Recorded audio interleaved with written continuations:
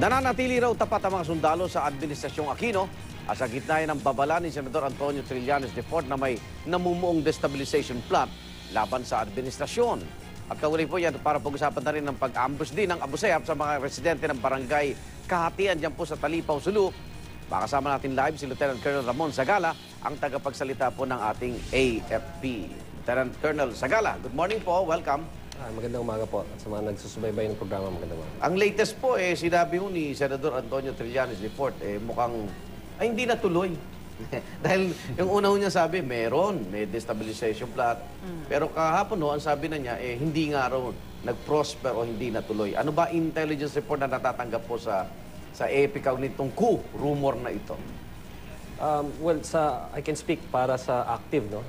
Dito sa ating active members ng AFP, wala po tayong namomonitor na recruitment nor activities na patungo sa destabilization.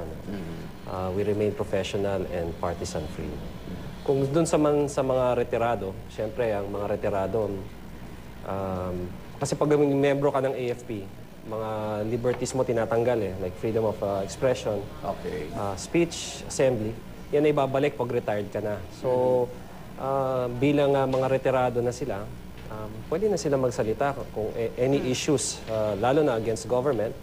At as long as hindi sila gumagawa ng any armed or any move na, destabilization move na involves armed components or the AFP, wala tayong nakikitang problema dun sa expression. Kausap ko po si General Adan ng AGPO.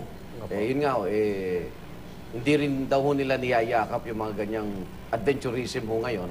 At gusto nila may iba pa. Kasi ang gusto ho nila mabayaran yung benepisyo ng mga retiradong. Ang laki ho pala ng utang ng gobyerno sa kanila. Doon sila nakatuon. Hindi ho sa pag-destabilize daw sa kasalukuyang gobyerno. I think ang issue ng mga retirado natin, yung Veterans Affairs. Yes. Yung ano ba yung mga dapat natatanggap at their age now. May motibo ho ba? Bakit? Pinalulutang. Kasi ang sinasabi yung kay General Esperon, no, dating AP Chief of Staff, nakipag-usap daw, medyo... Diversion daw. Oo. Meron silang gustong takpan na balita. Well, DAP daw, yung DAP, oo. Well, kasi madami tayong issues na harap ngayon, no? Daming challenges. Kaya nga ang ating Chief of Staff ay umikot para explain ng DAP. Kasi the Armed Forces of the Philippines is a recipient of DAP, no? Of course, itong mga projects naman na ginawa natin sa AFP ay to improve our capabilities katulad sa Philippine Air Force. So, minarapat na ating Chief of Staff na explain na merong DAP kasi ang DAP na yun ay subject to criticism. We want our soldiers to know na kung saan pumunta ito. May baho tayo, Colonel Zagala, ito hong nangyaring pag-ambush ng Abu Sayyaf sa Talipaw. ilang sibilyan, 23 to be exact, yung napatay. Ano ho yung latest natin sa pagtugis dito sa mga bandidong nasa likod nito? Well, una-muna i-report ko yung 23, no? Of the 23, 13 ang females dyan. 10 ang lalaki. Meron pa tayong 19 wounded, no? Na 14 males and 6 females.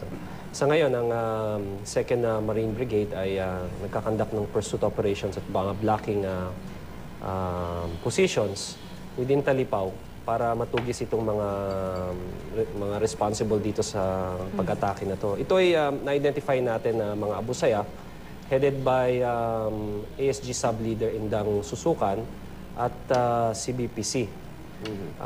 About 50 sila at yun nga, madami tayong security challenges dyan sa Sulu at Tulad po ng ano? well, yung for one, yung madaming may firearms dyan. So, hindi naman ibig sabihin membro sila ng Abu Sayyaf, pero merong firearms. So, Pang-protekta sa sarili, ganun ba? well, yung kultura na rin no? Kultura Pero sir, na rin. nabanggit lang... May dagdag lang ako, Go no? ahead. Colonel Zagala, interesting you pointed out na 13 sa 23 babae at may bata. 17, This is a glaring violation of the rules, ano? Or yung nakasanayan na ang mga babae at ang mga bata hindi dinadamay sa mga ganong klaseng atake. Pagkatapos ng Ramadan.